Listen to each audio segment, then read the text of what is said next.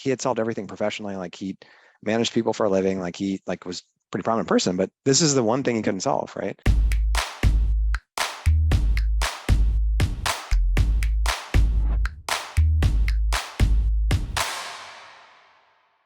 So JD here, co-founder of Summa Up, and in today's Uberhuman Secrets episode, we are with Stephanie, our Chief Platform Officer, and we will be talking about how to lose weight and stay lean forever, right? And so Stephanie, today I'm going to start off with a story. So we recently met with one of our clients. He's been around for us for some time now, and he is not naming names, not trying to name drop here. He's a professional sports team owner. He's also kind of a C-suite executive in his day job, right? No stress at all, just works 80-hour weeks anyways. But he hit his 45s and he hit like mid 40s, let's say 45 years young. And it just hit this plateau, right? It's like nothing worked. He had a personal trainer. He tried keto, he tried CrossFit, he tried intermittent fasting, he tried these supplements, he tried these, diets where he kind of starved himself for like weeks at a time. And it was just the most frustrating piece of kind of, I guess most frustrating challenge for him, because he had solved everything professionally. Like he managed people for a living, like he was a pretty prominent person, but this is the one thing he couldn't solve, right? And so he saw his other kind of friends and colleagues having results and he couldn't get it. And so he spent almost 5 years going through this cycle until, right, naturally, he saw an ad for Dr. Ryan, of all people, right? And, we solved it. We solved it a few ways, right? So the first thing, Stephanie, what we did was we kind of screened him for the lab testing. And what the testing that we found out was there were 3 key areas that were challenging for him. So we found out that he had pretty elevated stress hormone cortisol, right? So cortisol levels were off the wazoo, right? So when his levels of cortisol were so elevated, right, it kind of starved, right? It mobilizes the body's nutrients, right? Nutrient resources in different ways, right? So over time, if elevated cortisol levels have downstream effects, right? Meaning it kind of leads to adrenal fatigue, adrenal burnout. He felt tired throughout the day. Over a long enough time, right? It can lead to kind of gut issues, gut detox issues. And so what we did was we kind of found out that he also kind of had issues with blood sugar, right, and insulin resistance. And so because, he had issues with kind of getting sugar out of his blood, right, when he was eating nutrients, when he was kind of, going throughout the day, he was really feeling super fatigued, right, over time. And the other piece that we found from the blood test was he had kind of low levels of IGF-1, so insulin-like growth factor, which indicates that he had lower HH levels, right, which stimulates growth and cellular vision, and yes, regeneration and body comp, right? And so, obviously, like there has to be a standard. Dr. Sinclair says that for IGF-1, there has to be a kind of healthy standard above, 150 to, below 350. You want to be in a standard. But those are kind of the 3 data points that we found that we could help them out with. And so after we got like the lab tests and the diagnostics, we kind of built out a plan for him. He travels quite a bit. He naturally is in the air quite a bit. And so we had to kind of flex up our daily accountability. We were checking in with them daily in terms of our app, just tracking kind of weights, workouts, like eating right. And we kind of flexed down to weekly check-ins. And over time, he got in a pattern of just consciously following the plan, following the program. And how we kind of sped up his time to result is we added in therapeutics, right? Just to kind of cover for the GH deficiency and kind of the blood sugar issues. And so that when he was working out, when he was kind of recovering faster, when he was less sore, he had better sleep. This is kind of a, before and after 90 days, right? It was pretty phenomenal what we were able to accomplish. And, I say this to illustrate a point, like not everyone's going to get results like this, but, when you have the right training, testing, and therapeutics, right, it can really be a catalyst to kind of having permanent results for good. And that's what we're really trying to shoot for when we kind of go through our process. And so we stop kind of this metabolic stagnation, is like feeling older and his elevated cortisol by kind of using the data-driven approach, just to kind of finding the root cause of like where he was stasis, right? So just testing, therapeutics, and training. And so when I think about it, it really is a system, right? And also like why he was successful. Like I asked him, like, know what you know now, what would you tell yourself, a year ago or 6 months ago? And he's just like, yeah, if I just found the right expert and I just kind of viewed it as an investment and just went all in on something like this, like, he would have had the results. But at the end of the day, he had such bad experiences with trainers and programs and coaching that he's like, it's not going to work for me, right? And so he had kind of overcome that self-belief and doubt just before he could kind of see the gains and so forth. So for your journey, Stephanie, does that kind of ring a bell, or how did you get started from being where you were, a year or 2 years ago to where you are today? Yeah, definitely. I mean, that sounds familiar. I think that I definitely remember when I first started my fitness journey thinking, I had no prior experience with exercise or anything like that. I remember going to the gym, like joining CrossFit. I actually, of course, I tried a few different things before I found something that worked for me, just like anyone would. Mine was CrossFit. It was kind of my catalyst that drove everything following it. What worked for me was working really hard to understand what made my body feel good. Just adapting it. It took me several years because I didn't have that kind of guidance. Wow. But I did find that the training and listening to my body was concisely kind of what I needed. And I think initially I am the kind of person who will start doing something and then I'll just go like continue with it. And that's, if I say I'm going to start working out at 5 a.m. every morning and I'm going to do a CrossFit workout and then I'm going to eat a very strict diet, then I do it. And I did it for a really long time. Did you get the results though from just doing just the training? Because it's an equation though, right? Because remember, it's not just the training, right? You have to recover, but you have to feed your body nutrients, right? So what about that equation, the Yeah. inputs equation? So it's something that I guess conceptually I felt like I had a grasp of that I didn't really, was that when you eat, you're feeding your body. And when you're, of course, when you eat, you're feeding your body, but you're fueling your workouts, that kind of a thing. And so I thought it was really easy for me at first to ditch any of the food that had like a huge laundry list of ingredients, or like a bunch of things that I didn't recognize, and just eat whole food and cook my food and that kind of thing. That worked for me for a really long time because ultimately my output was greater than my input and I lost the weight.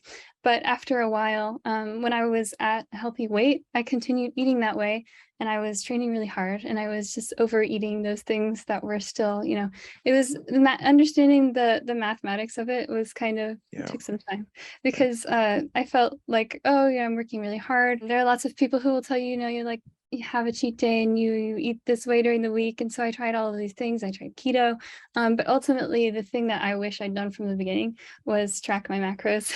Yeah, And and just kind of flex up and flex down. Yeah, and just to interrupt you for a second, like, because like a cheat day exists for people in their 20s and 30s, but as we hit like maybe 40s and like the 50s, right?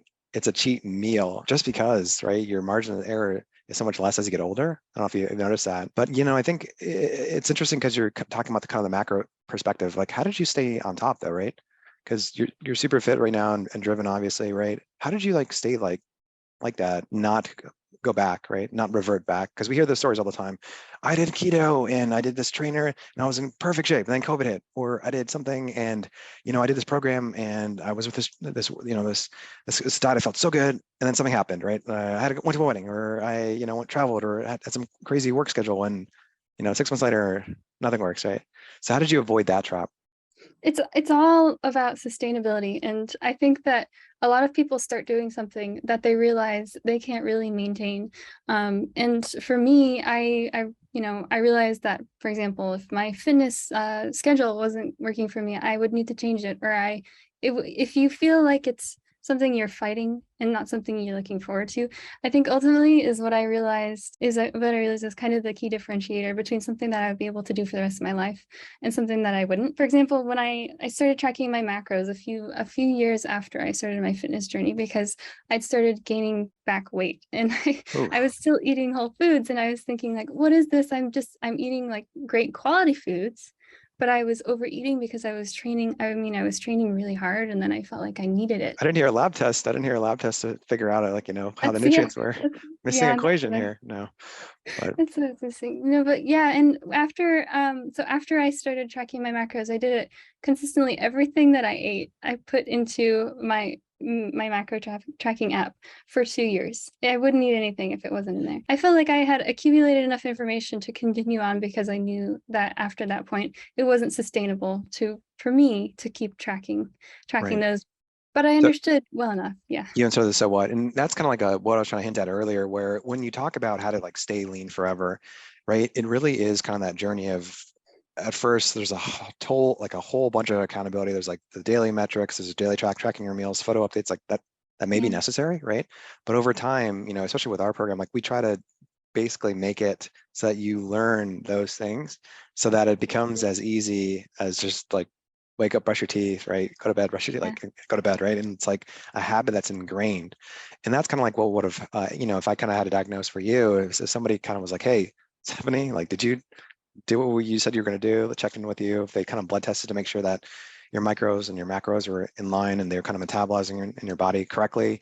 If your stress hormone, for example, cortisol was okay, just double clicking Yeah. on those things may have helped. And obviously it helps to be like super driven as yourself, but if this is not a priority, for you, you have to make it a priority, right? Because it is something that can really help you and change your life. And so after you had this transformation, what was the variance you noticed in terms of your energy, your focus? Like what happened there? I feel like after a while, you start to feel how different you feel. And especially if initially you're not sure what to eat or how to eat, how to train.